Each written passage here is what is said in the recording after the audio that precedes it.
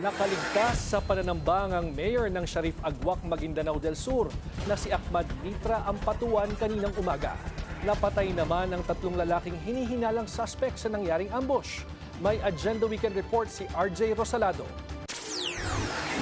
Sa kuha ng CCTV footage na ito na in-upload ni Sharif Agwak Vice Mayor Oping Ampatuan, makikita ang isang minivan sa tabi ng daan.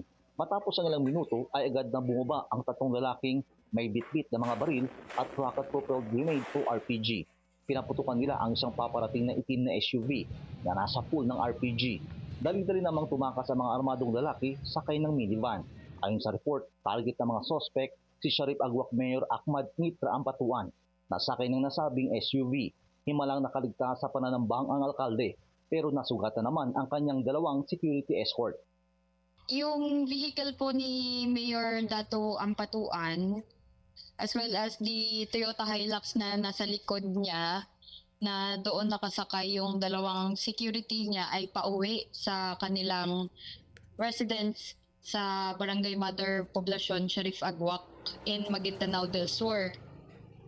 And upon reaching the corner of Maguindanao Street, doon po sila pinaputukan ng white minivan ng alleged RPG and high-powered firearms, targeting the mayor's vehicle po, yung kanyang Toyota Land Cruiser. Sa kuha naman ni Omar Sangki, maririnig ang sunod-sunod na putok ng mga baril ilang minuto nang mangyari ang pananambang kay Mayor Ampatuan. Ayon sa pulisya, nagkaroon ng palitan ng putok sa pagitan ng mga suspect at security escort ng alkalde. Sa karatigbayan ng Datunsay sa Barangay Meta, natagpuan ang kaparehong minivan na ginamit ng mga sospek. Tatlong katawan ng mga lalaki na may mga tama ng bala ang natagpuan sa loob ng minivan. Inaalam pa ng mga pulis kung ito din ba ang mga sospek sa pananambang kay Mayor Ampatuan. There was a short firefight that happened in between sa securities ni Mayor and yung mga suspects na nakasakay sa white minivan. Ano? Pero noong tumakbo na yung mga suspects and it was reported sa Sharif Agwak MPS, the personnel of Sharif Agwak MPS conducted hot pursuit operations.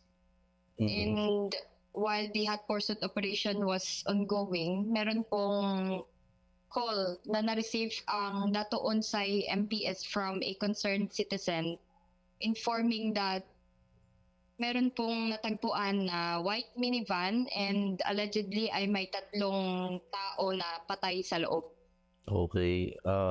Ito ba yung same suspect sa pananambang kay Mayor Ampatuan? For confirmation pa po, sir, ang ang details about dyan. Inaalam pa ngayon ng pulisya kung may natanggap bang banta sa kanyang buhay si Mayor Ampatuan bago nangyari ang pananambang. Tinutukoy din ng mga kapulisan kung kaninong grupo konektado ang napatay na mga sospek. Para sa Agenda Weekend, RJ Rosalado, Billionaire News Channel.